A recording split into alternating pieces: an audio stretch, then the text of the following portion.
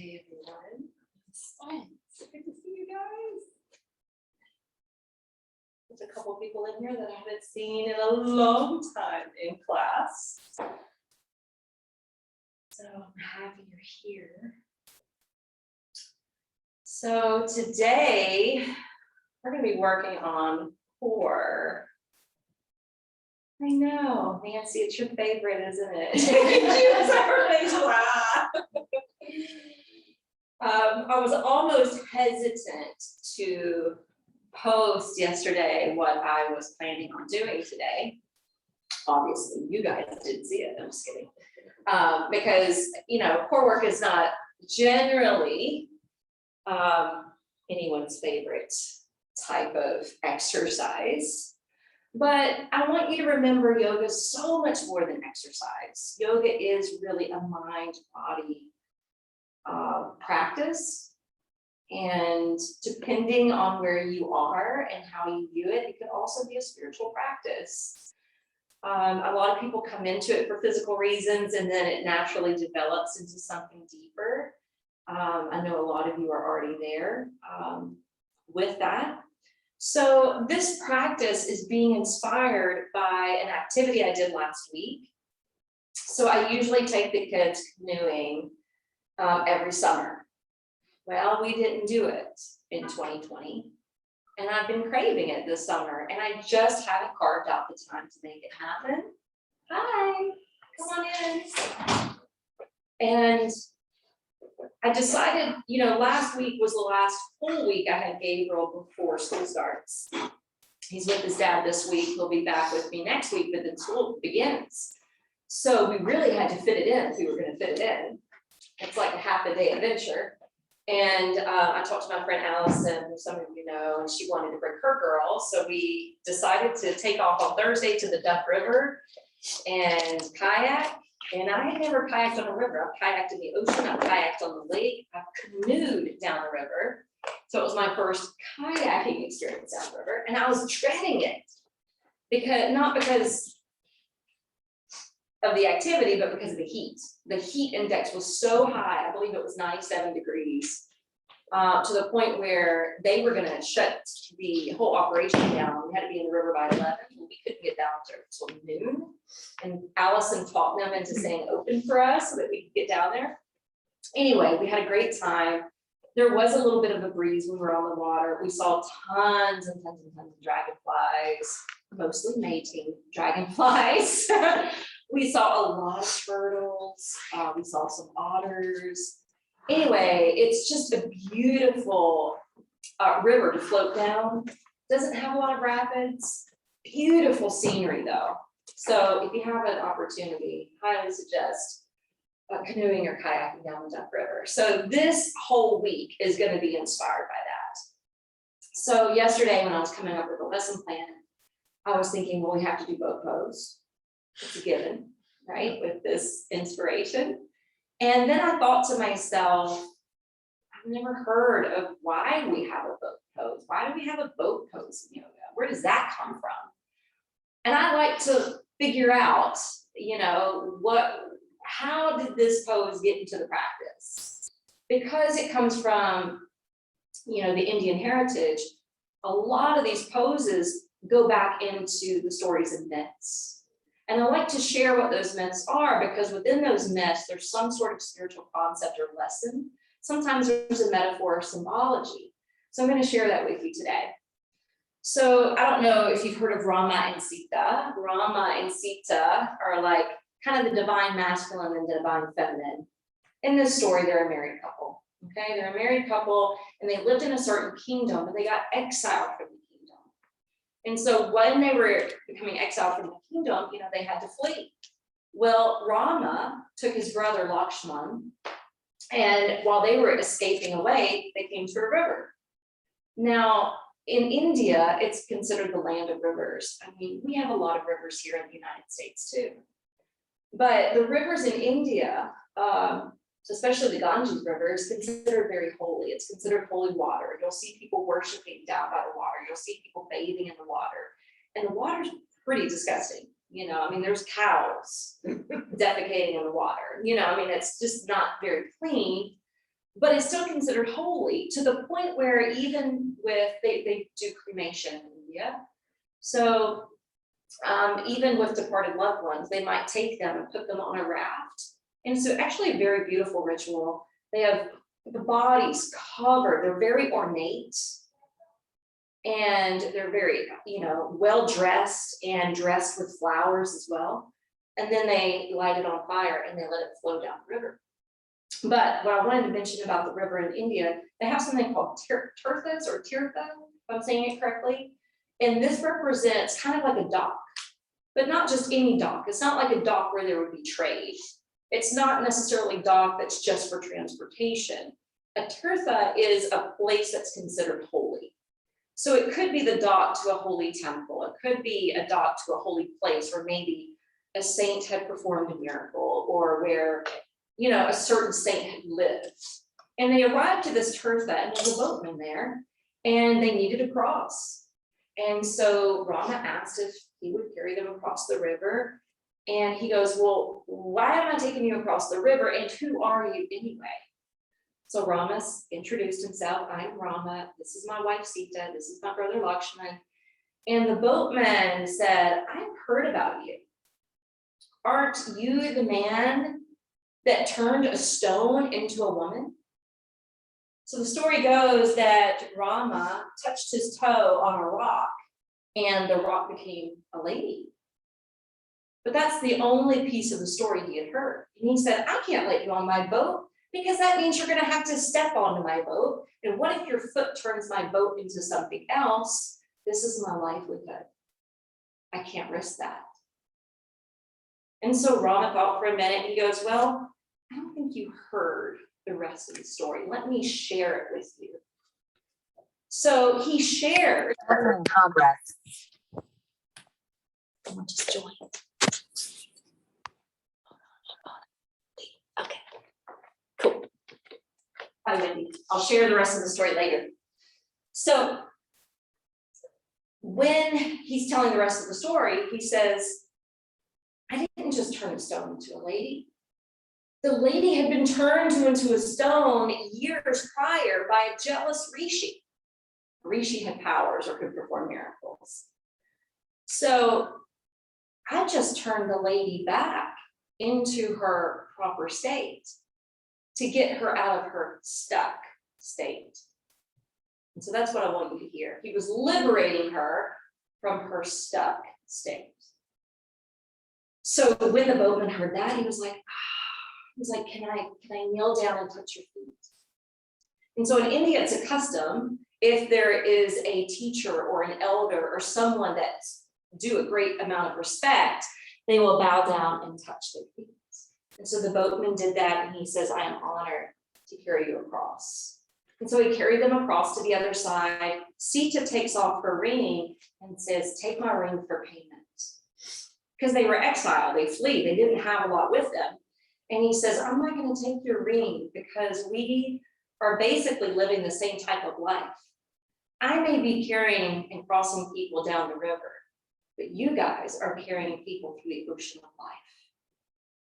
And so therein lies the story behind the boat pose. Now that you have a little inspiration for that, we're going to start on our backs.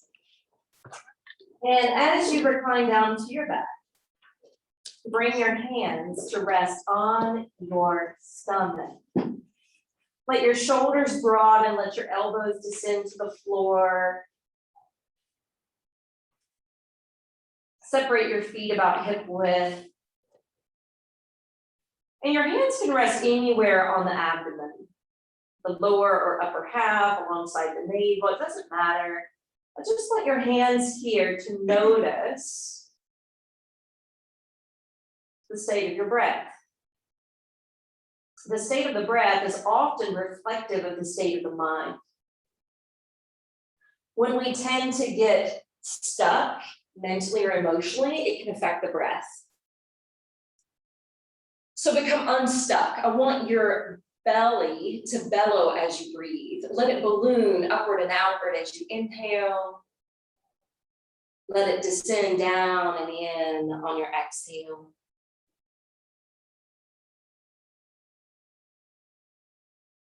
And then as you're improving the quality of your breath, I want you to consider and to check in with the state of your physical form and body. How is it feeling in the now? And how has it been feeling up to now? There may be certain places or areas you need to be extra nurturing with today.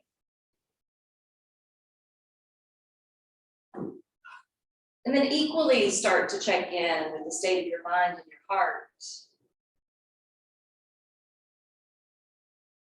Remembering that this practice can help to transmute energy.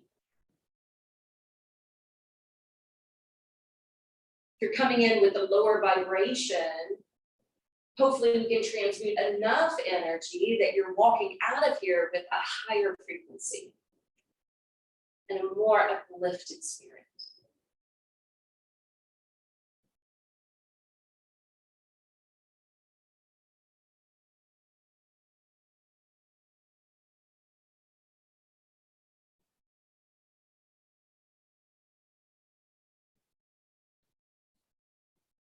Now that you've been checking in with your breath and improving the quality of your breath, we're going to walk the feet closer together. We're going to bring the arms beside us down to the sticky mat where the palms are facing down towards the floor. Go ahead and slightly roll your shoulders and upper arms to the ground, popping up your chest a little bit. Point your right toe, single leg lift as you elevate the right leg up towards the ceiling. Flex the foot. And then exhale, lower it towards the floor, but hover and hold if possible. Point your toes, inhale, sail it smoothly up. Exhale, flex through the ankle and lower the heel downward. Do 3 more of these single leg lifts. Remember, we're not kicking the leg. We're trying to consciously control the movement. We do that through the lower abdominals. We do that with the hip flexor. And notice we're using our quads and hamstrings and calves as well.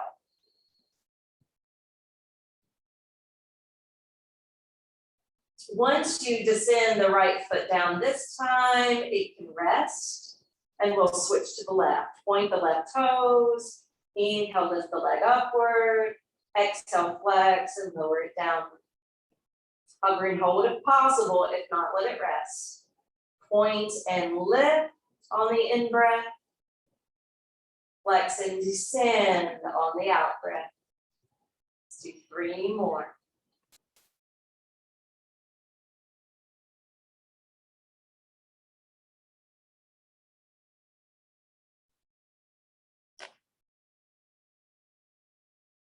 Once you descend the left foot, drop it down, soften the ankle. And we're going to inhale, take the right leg back up again. This time, flex the foot, spread the toes. Push the padding of the foot upward in the air. Attach your hands to the back of your right thigh. I know sometimes we use straps for Padangusthasana A, but we're going to be moving into C, which is why we're just going to freestyle it. So to move towards Padangusthasana C, I want you to slide your hands maybe up towards your calf if possible. If not, keep it tethered to the thigh. Pierce the navel in towards your spine. Feel the back side of your head up as if you were lifting the nose towards the knee. Hover and float the left foot, point the toes. Notice when you're pointing the toes, it's working the top of the foot. It's working the muscle that attach to the shin. As you exhale, gently lay back down, releasing the right leg. Inhaling the left leg up. Take your hands behind your thigh.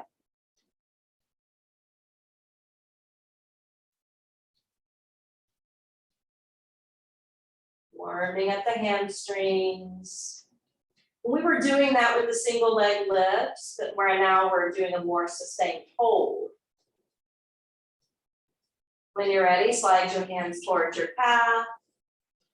Squeeze the navel in, peel the head away from the ground, and maybe hover your right leg as well.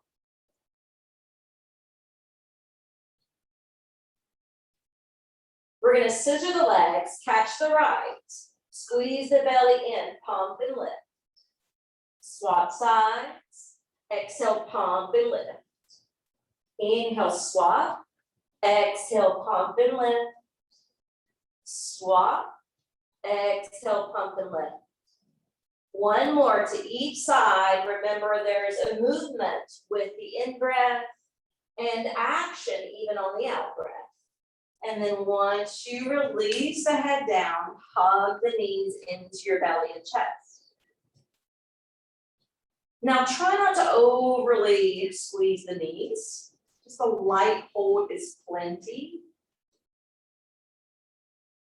So you may have noticed with the leg lifts, you could have been going a little sway back. So we're just going to lengthen and flatten the low back to the mat.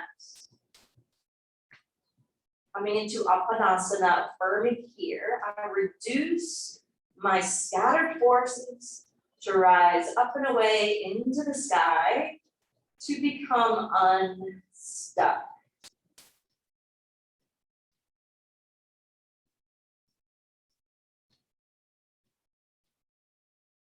Now go ahead and bring the feet down to the floor.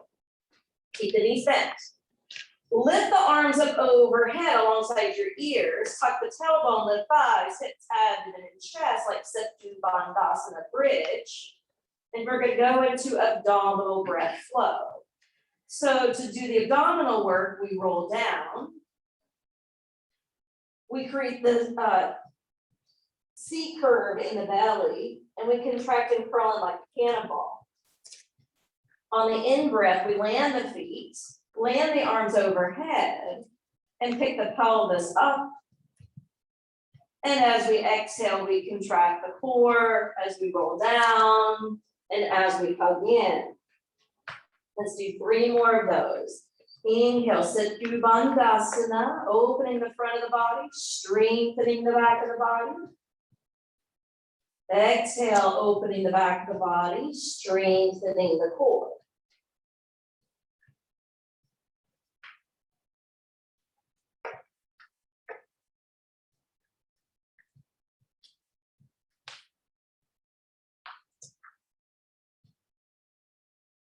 On this last Setu Bandhasana, you're going to lift up and you're going to focus on your feet. Let your feet bury down into your sticky mat, especially for the mound of the big toes and your heels.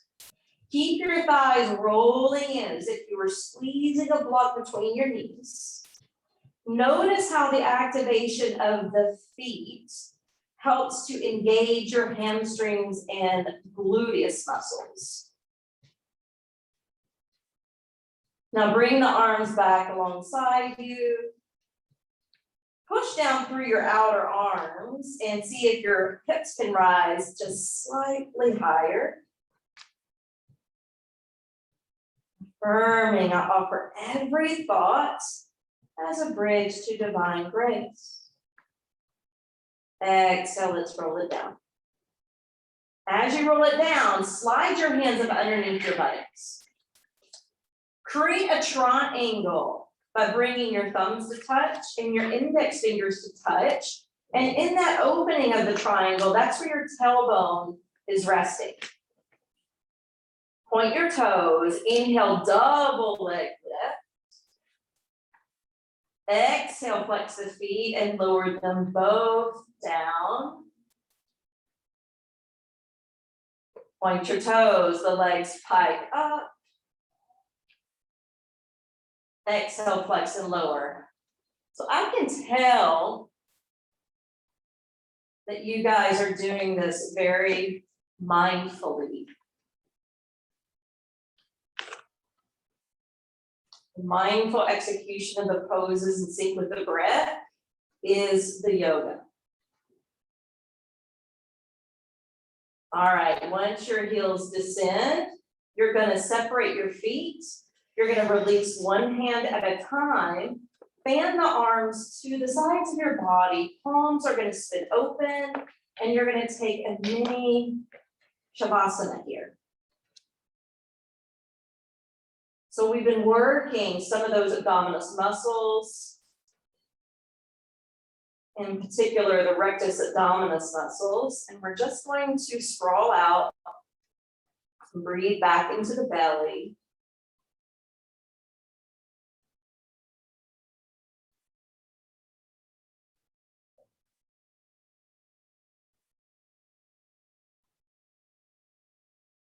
Take one more deep breath.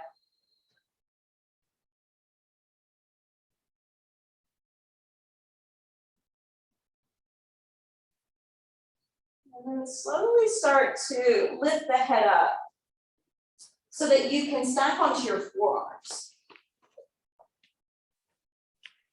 When you stack onto your forearms, notice if you slump. If you push down through the forearms, it's going to lift your chest higher. Yeah, that's great. From here, point your toes, lift the legs about, I don't know, what is that? 30, 60 degrees. Something like that.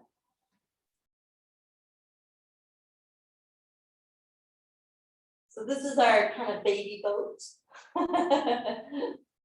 Bring the legs down a little lower and try to really scrunch in your belly and send your arms out for that canoe or kayak type shape.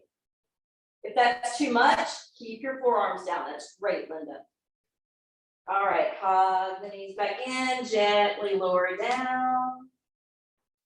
And as you lower down to twin release pose, just slightly roll your head, shoulder to shoulder. Just loosen up your neck. Because some of us tend to strain the neck when we're crunching in that way. But if you're really using your core muscles, it shouldn't affect your neck. But in case it did, just kind of twist it out. Slip your hands up underneath the crease of your knees. Rock and roll forward. Once you rock and roll forward, we're going to lift one leg. We're going to lift the other. Flexing the feet, splaying open through your toes. Shoulders roll back, chest lifts up. We're just going to keep it simple for now in this half boat. In this pose, we're supposed to be gazing towards the toes, the Padayurgram Drishti. Gaze at that spot so you have some focus. Take one extra breath and bring in the affirmation within every breath is infinite power. Settle the feet down. Open the hips up. Lift up to the crown of your head. And exhale, hinge forward. Don't worry about how far you go. I need, Yes. Just straighten this up. Would that be better? I'm having hip surgery in November. So until then. So no external rotation, is that Correct. Okay. Yeah, keep that up then.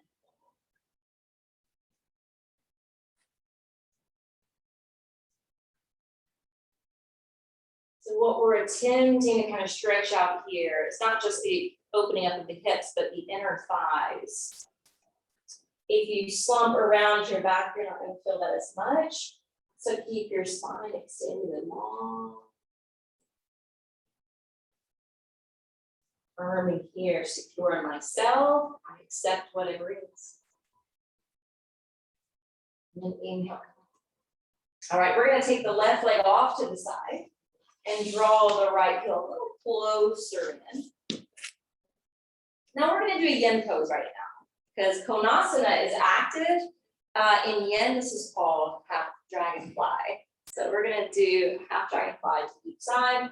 So the knee and the ankle can be soft. If you inhale, lift up through the crown of your head.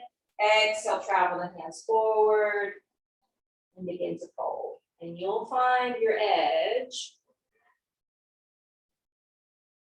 Your body will show you the way. Just be attentive.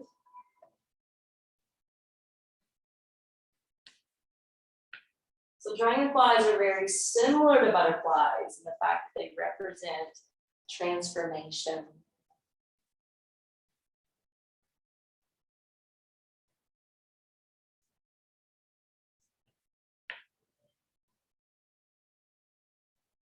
Keep the breath flowing in and out through the nose if possible.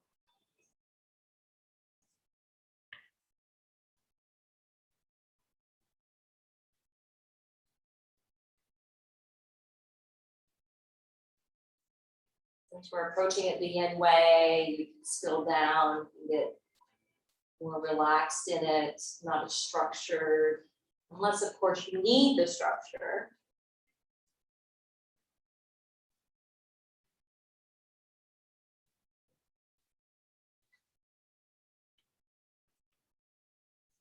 Think about how a lot of the dragonflies have that beautiful indigo blue color. Indigo blue often represents the divine feminine.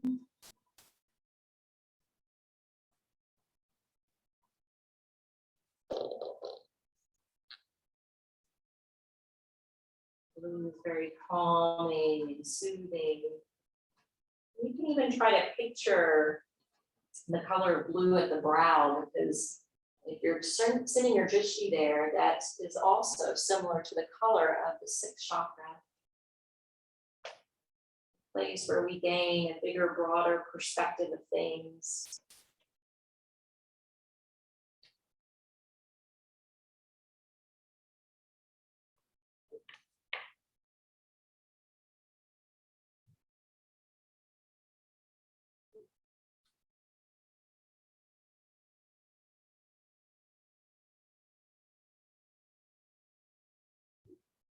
On your next inhalation, gently begin to feel.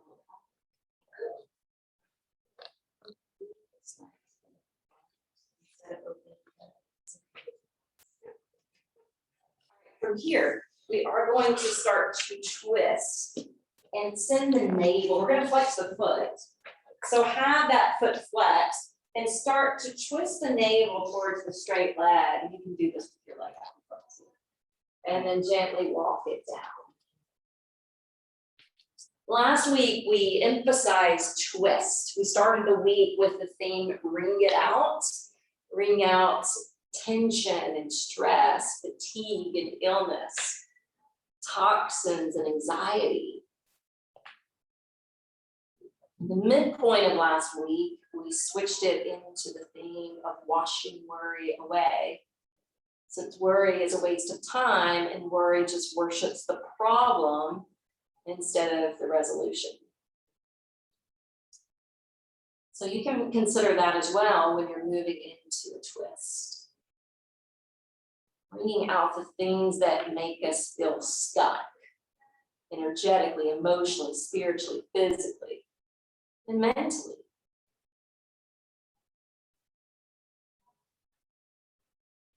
Inhale, let's gently begin to build back up. And we'll swap sides. Left heel draws in, right leg opens out. We'll first start with the yin phase of half dragonfly. So this leg can be relaxed. I would extend the spine first before hinging. And your hands can work as your shield, as your brace.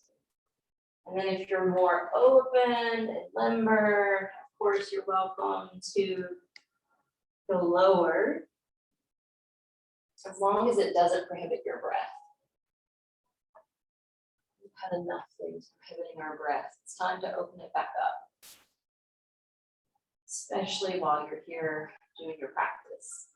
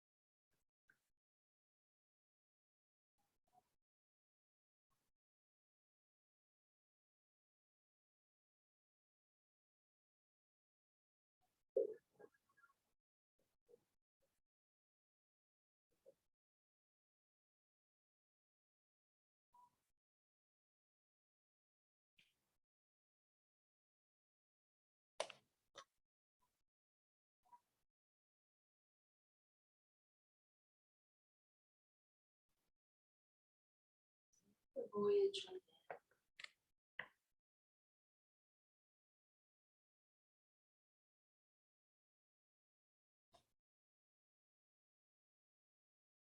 Poets often talk about rivers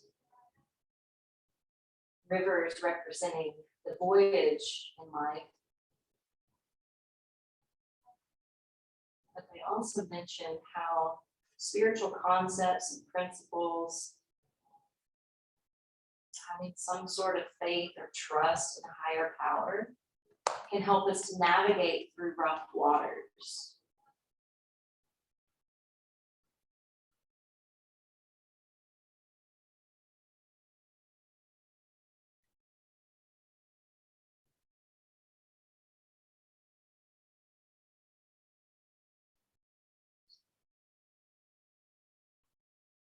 Inhale slowly back out with this half dragonfly. And we're going to work into that twist. So keeping your sits bones rooted, just start to wind around towards the right leg. Walk your hands down alongside it as you hinge over. So ever since I had to close the studio last year, this is my stuck space, my stuck spot. It's been causing me so much grief and it flares up on occasion. But you guys, I have to say, since we've been back together, it's been getting better. So thank you, Jen. Still there, but it's becoming less stuck. So just when you go through these poses, pay attention. Where is it showing up for you? For me, it was all about my foundation. You have to be elsewhere.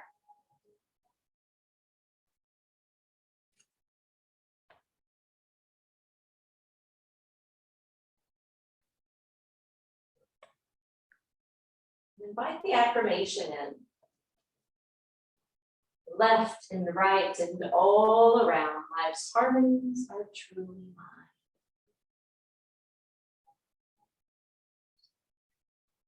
Having that proanoia attitude that the things in life are conspiring for the greater good. Inhale and slowly start to back up. All right, now we're gonna go into tabletop position. So I'm gonna be more gentle with you guys. Okay, we were pretty fierce in blissful flow with sun towels and doing core work. I think I am gonna keep it gentle with you guys and stay in tabletop position for this instead of doing the sun towel and all that. So ground your hands and put that landing line from your shoulders down through your arms and palms. Same thing with your shin. Stretch out your feet, push down through the front side of your ankles, and stabilize your tabletop. Feel the belly slightly hugging in. I mean, even this right now is core work if you're doing it properly. If you're not feeling heat in your core, then there's still body awareness to be learned and how to apply this rooting through the foundation. But it'll come with practice. Inhale, sail the right leg up and back. Now, when you take it up and back, the belly should sag. We're letting go of the core work. We're lifting the head to look forward. And then as we exhale, we round out the back. We draw the nose towards the knee. All right, continue that. Inhale, right leg up and back. Gaze ahead. And then exhale, bring it under. Again. So it's almost like you're bringing in a cow tilt and a cat stretch.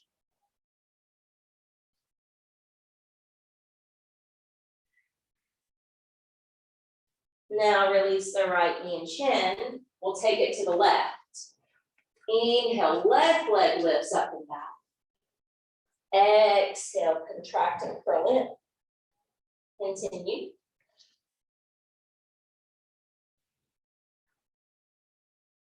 Feel free to practice the Ujjayi pranayama with the sequence.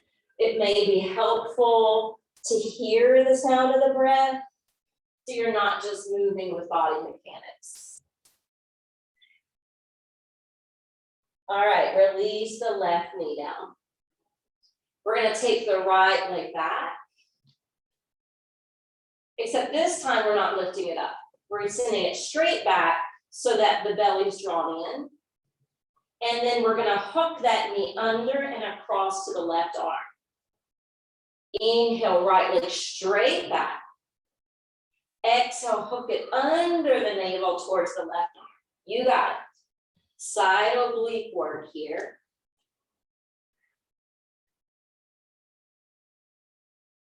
So this is more gentle than the downward facing dog to the plank variation. And then release the right knee. Inhale, extend your left leg back, flex that foot, as if you're trying to reach it toward the wall behind you. Lower it a little bit, Debbie. Yeah, like that. Do you feel the difference in your core? All right, left knee goes under and across to the right arm. You got it. Inhale creates that long linear line, and the exhale crosses the knee under and over.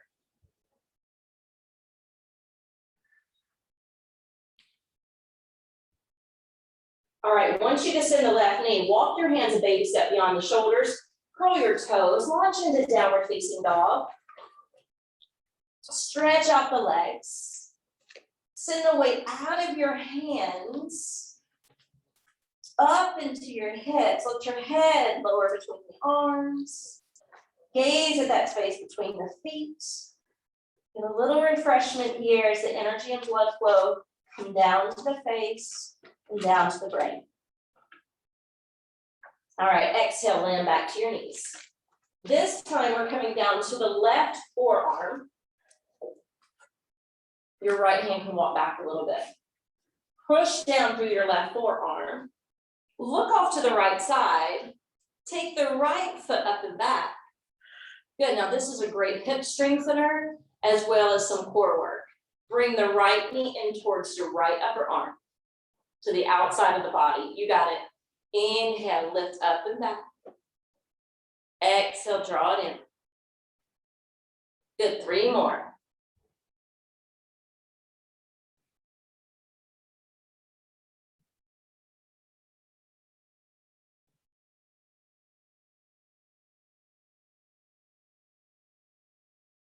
All right, bring that right knee down. Come down to your right forearm, to your left palm. Look over your left shoulder. Take your left leg up and back. Exhale, draw it in towards your left elbow. Continue.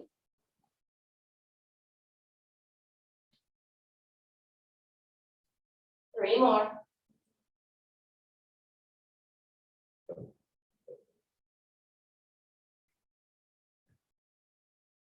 Sinking it with your breath.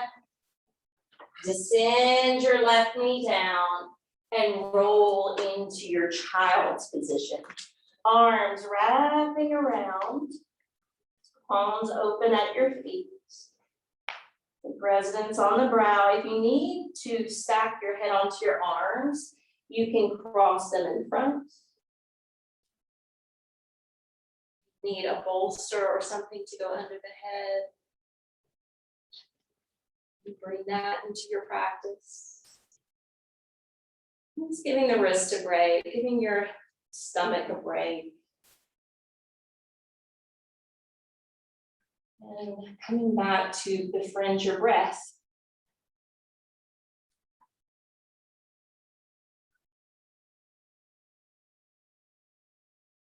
Now on your next inhalation, go ahead and stretch the arms forward and out. Rock up to hands and knees, curl your toes under, launch into downward facing dog. And from Adho Mukha Svanasana, inhale, roll forward to plank. Spill the knees to the floor. Open up your heart, up dog. And you're gonna roll down to your belly. When you roll to your belly, you're gonna float your hands. Your shoulders pull back from your ears. Your elbows kind of tuck in towards your side body. Lengthen your leg bones back. Feet stay touching the floor. Breathe in a diaphragmatic way, so it's like you're riding the wave of your breath. And then we're going to float the feet and splay the toes. Coming into locust, but again, it's like the shape of a kayak or canoe. And even though you feel the work through your back, this is also considered core work. Now, slowly come to your brow, hands and feet. Curl your toes under. Push up to all fours. Exhale back to downward facing dog. So that's going to be our vinyasa sequence today. We're going to do that 2 more rounds. Inhale, come forward, plank. Exhale, descend knees. Lower the hips, but inhale to upward facing dog. Exhale, come down to the belly, float your hands, baby cobra. Keep your legs shooting back. Your hips are slimming up. And then hover the feet. Even though this is more challenging, remember to master your breath. It's also shaped like a smile, so have fun with it. All right, come down to hands, feet, brow. Curl your toes under. Push up from the floor. Exhale, downward facing dog. We're going to do that sequence 1 more time. Inhale, come forward, plank. Exhale, descend your knees. Inhale, upward facing dog. Exhale, down to Bhujangasana. Float the hands. Reset your drishti. Lift into locust. And then affirm mentally. I fly upwards on wings of joy. Exhale, bring it down. Curl the toes under. Inhale, press up. Exhale, keep your toes tucked. And lean back as if you're doing extended child's pose. Stretch the fascia of the feet. Bring traction into your spine. And then inhale once more, rocking up hands and knees. Exhale, downward facing dog. And from Adho Mukha Svanasana, we're going to step the feet just behind the hands. You can step the feet 1 at a time. Turn your heels in, toes out. Unless you need bear pose. If you need bear pose, maybe there's less availability in your knees or hips today. You can be here. If you can move towards squat, the toes turn out, the tailbone releases down, and the hands come to grip. Okay, so monitor your body, that's great. You can all be in different shapes. The beauty of yoga. Bring the hands around behind, come down to your seat, take your time laying down. Linda, why don't we do Paschimottanasana? Because what we're going to do has the external rotation. Separate your feet. I'm going to have her doing something different. Is everyone else okay with external rotation of the hip today? Okay. We're going to move into Kramasana. I mentioned I saw lots of turtles. So the hands are going to hook up underneath and slide through underneath the knees. The most gentle variation is this. Just rounding your back, kind of bowing your head. And this is really all you need to do. However, if you want to go a little deeper, you can flex the feet and slide the heels out on the wood floor. So you're getting a little bit more work in the back of the legs. There's a third variation, but it's not so gentle. I'm not even going to show you. This is enough today. But when we invite ourselves into the tortoise pose, it's different than that little turtle I mentioned that I love seeing stretching out his long neck. This one, the head is kind of tucked in, the back is rounded as if we were protecting, not necessarily protecting ourselves, just kind of hiding away, going within. It represents the yogic principle of pratyahara, sensory withdrawal.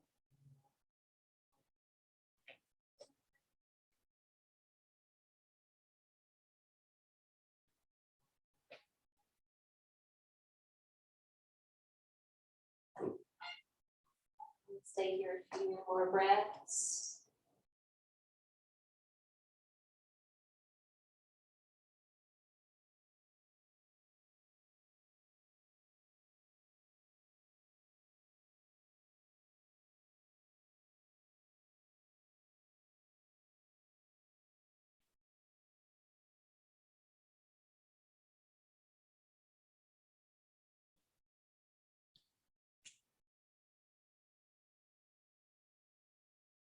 So slide the hands back in. Slowly bring it up. Back into your mat. Bending the left knee, flattening that foot. Your hands are gonna place underneath your right leg. You're gonna lift the right foot up. And instead of being right on top of your sits bones, you're gonna lean to the back side of your sits bones. Okay, so this is like a half full boat. Make sure your thighs are generally parallel with one another.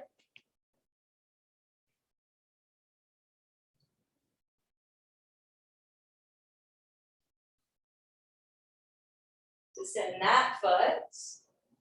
Sit back up. Place your hands behind your left leg. Lift the foot. You're leaning back at the same time.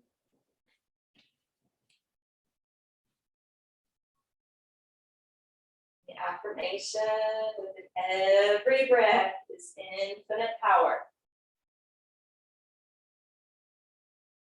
So one thing I've hated the most about this year. So much restriction to breath. Exhale, lower the foot down. All right, this time we're gonna amp it up. We're gonna try to send the arms out, but remember we're not sitting up all the way. We're leaning back, all right? Lift your chest, because it's not the sprint, it's not the contraction. And then lift the right leg up. We'll just do half.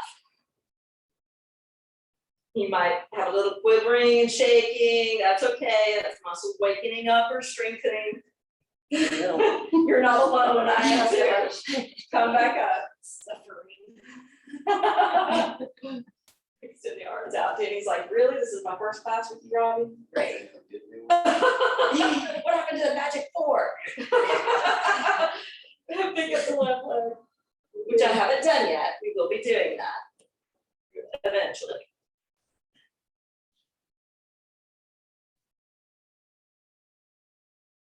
Good, release. Okay, we're gonna come on down to the floor, but let me show you something really quick.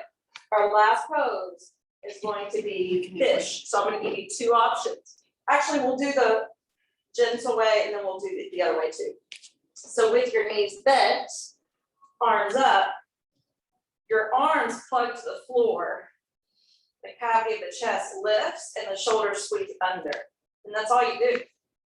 You're pushing heavily with the arms, chest pops up, shoulder blades squeeze towards the spine. So go ahead and try that variation of fish on your back, knees bent, feet flat. Arms reach skyward first.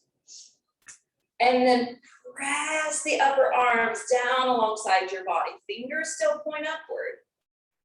Tuck the shoulders under, blossom open through your heart.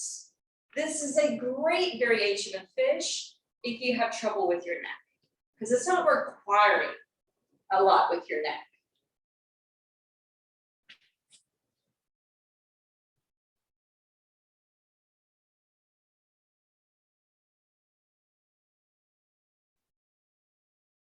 All right, let's slide the shoulders apart. Lift the arms back up towards the ceiling.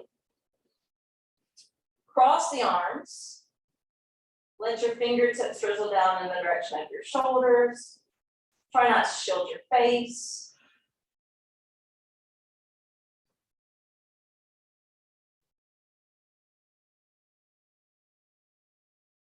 So a little bit of a counter stretch here. Lift the arms back up. Notice how you cross your arms because you're going to crisscross the opposite way. Fingertips dangle towards the shoulders, elbows point straight up.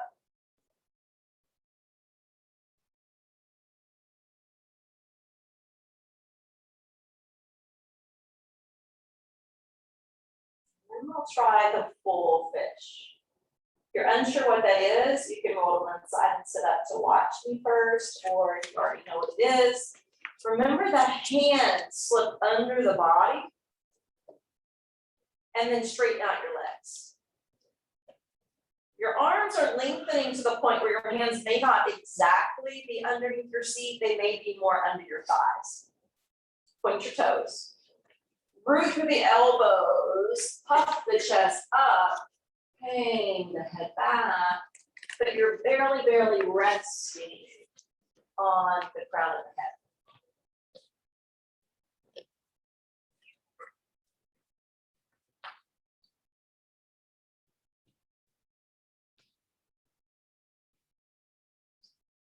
So bring your hands under you, Nancy. Straighten your arms out. See how your elbow, yeah, like that. Now lower down and sit on your hands. Straighten your legs. There you go. There, that's it, that's it. Beautiful. When you're ready to exit, gently lower down. Separate your arms wide. Draw your knees to your chest. And let your out breath send the knees off to the left. We'll end with a spinal twist before Shavasana. So I'm going to go ahead and dim the lights while you guys lounge here.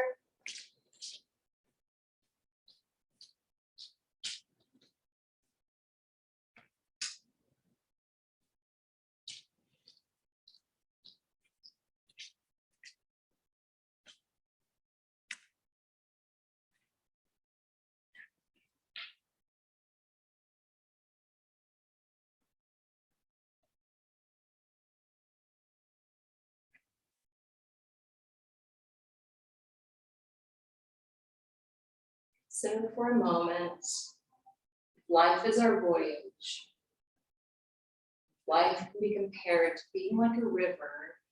Where have you been experiencing rough waters?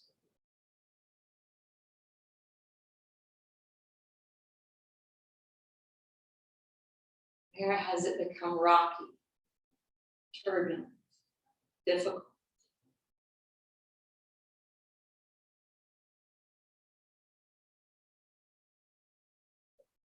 And what helped you cross over to the other side? What helped you overcome the obstacle?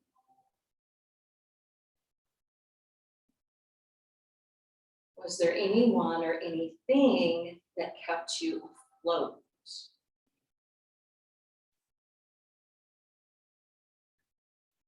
I know what has kept me afloat.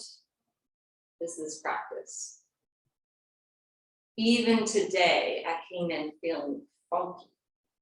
I wasn't feeling that practice for blissful flow, but I let it anyway, and I felt so much better afterwards. I feel like I'm more present with you now.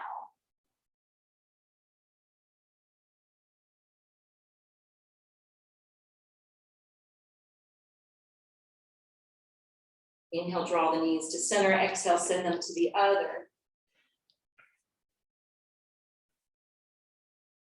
And now I want you to give gratitude for those people or for those moments or circumstances that have helped you to navigate through these rough waters.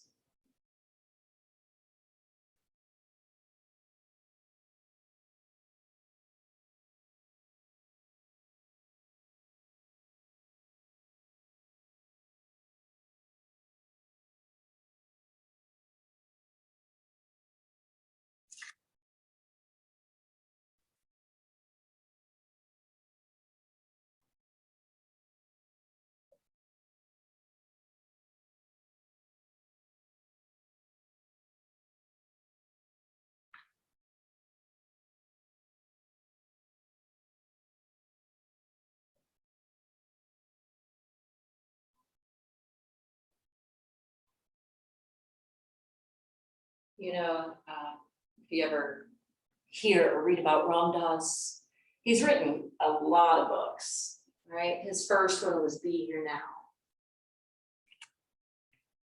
But the book he wrote decades later was entitled Still Here. And so can't we be grateful for that? We're still here. All right, draw the knees to center, and we're preparing for deep rests now. And with your deep rest, you may want something like bubbling brook pose. Bubbling brook pose is not as simple as bolster under your thighs, although you could make it as simple as bolster under the thighs. You could also add in a rolled blanket underneath your chest to give you a little heart opening. You could also place the blanket just underneath your head to prop it up.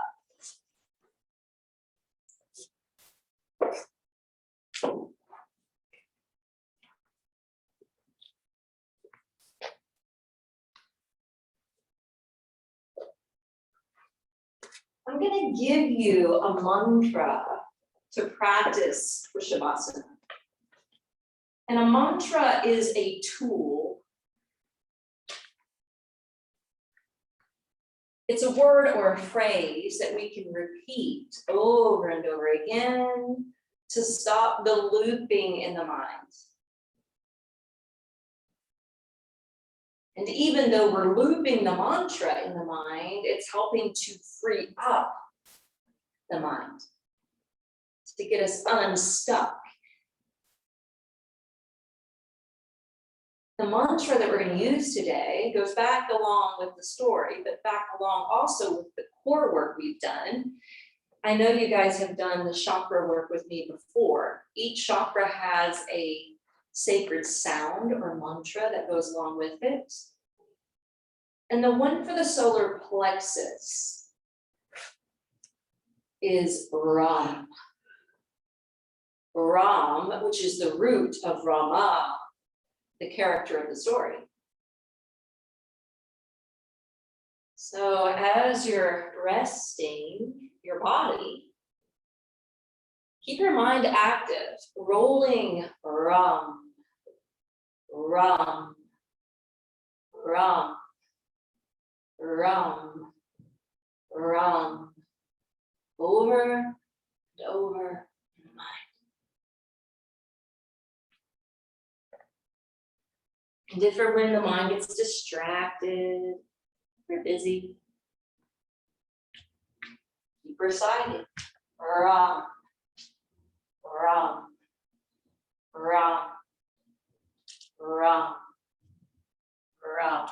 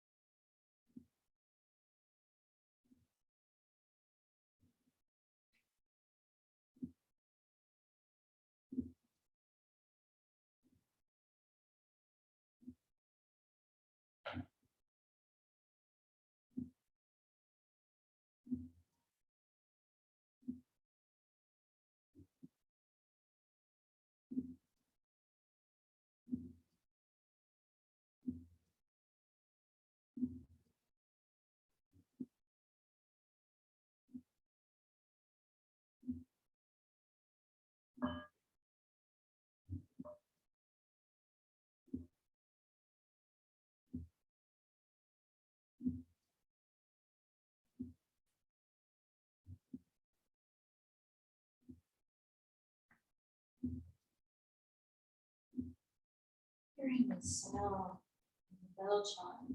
Take that as your cue to release the mantra and to come home to your breath.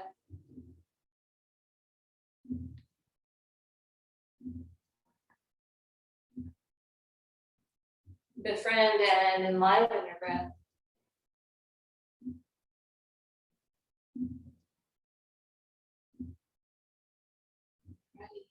Curl.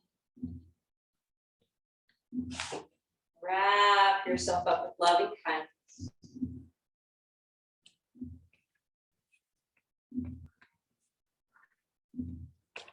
Roll to one side of your body. Take your time coming up to a formal seat.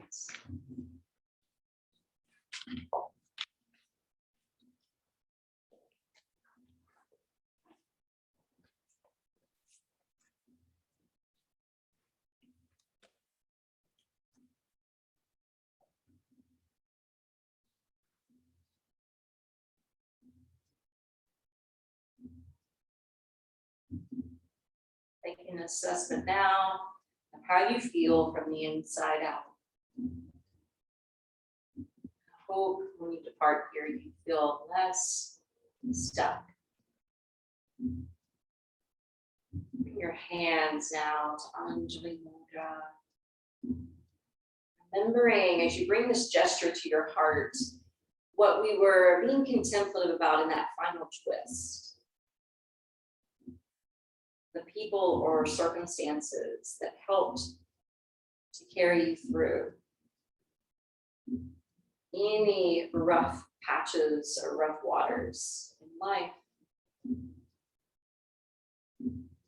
Maybe dedicate this practice to them.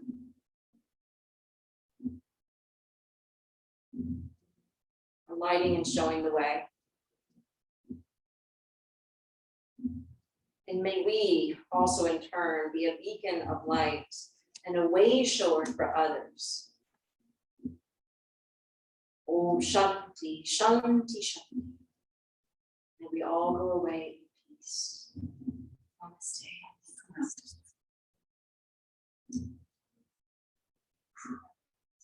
Being here. Showing up and participating and even smiling during some of that core work. Thank you. Yes.